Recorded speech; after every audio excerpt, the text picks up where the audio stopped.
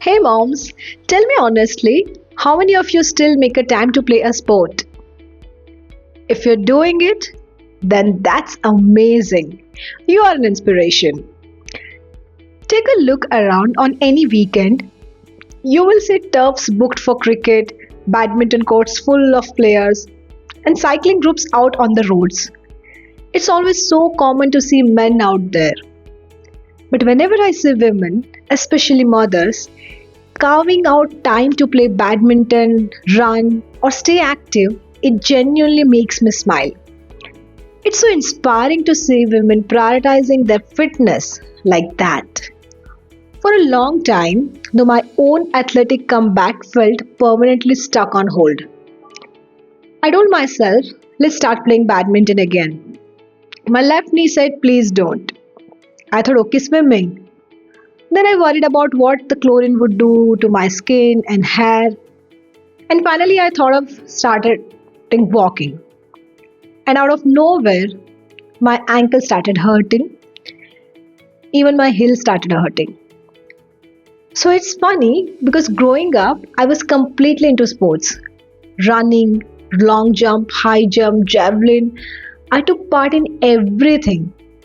Each and every competition, every year. I would win so many prizes in sports days and competitions. But back in those days, our school didn't have medal ceremonies. There were no podiums, no ribbons around the neck. We won certificates and we would get prizes. But we never had a system of getting medals. And over the years, life moved on career, marriage, motherhood. Throughout my professional life, I have received awards, recognition, and that has been wonderful. But none of that was for sports. The one thing I had loved the most as a child. And because my son had only ever seen the modern version of me, he started doubting my old stories when I would tell him about my sports achievements and all. He would not believe me because every time he asked me to run with him, I hesitated because either I had knee pain or ankle pain or I was busy with some or other things, and I told Akil some other time. So he always had that doubt. Mama, you really used to run fast? Even when I would show him my old certificates and all, he would not believe. Now, something interesting happened when my son had sports day in his school. It was about 2 years ago. So, during the sports day, towards the end of the event, they invited all the parents that, okay, now let's have a running race for the parents. First, all the moms would come. And I was like, oh, what should I do? Should I go or not? Then I thought, okay, it'll be fun. Let me just go. And without any expectations, nothing, I just wanted to be a part of it and I went there. I lined up at the start.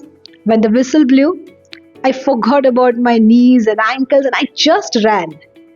And I finished third. Oh my god, I was so happy.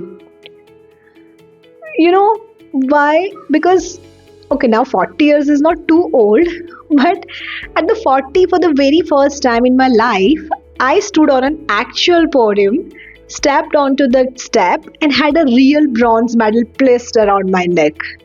Now, that was very, very special to me because it never happened to me as a child. As I mentioned, in my school, we used to get prizes, but never the medals and podiums never happened.